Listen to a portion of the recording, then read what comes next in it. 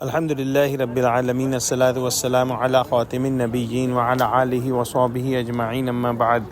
Fa'udhu billahi minash shaitanir rajim, bismillahir rahmanir rahim. Qala Allahu ta'ala fi Surah Al-Anfal, قل للذين كفروا إن ينتهوا يغفر لهم ما قد سلف وإن يعودوا فقد مضت سنة الأولين. Translation: O Prophet, say to those who disbelieve that if they stop the evil doings, they will be forgiven their sins, what they did in the past.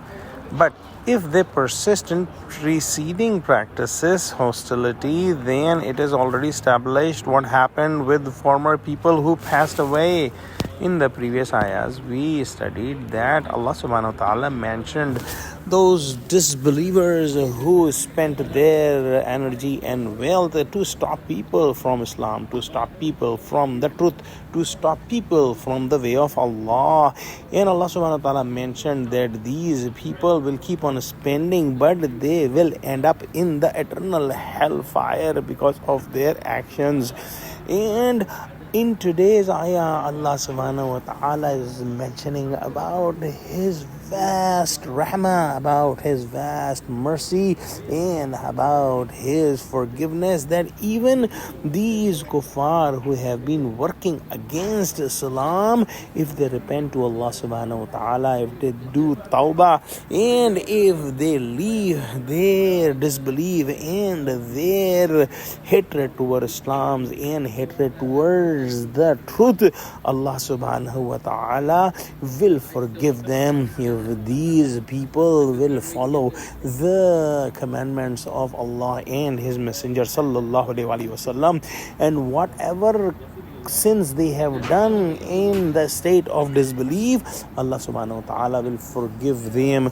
The sins that are done against other people, meaning hukukul ibad, will not be forgiven in this matter, but this is a separate topic.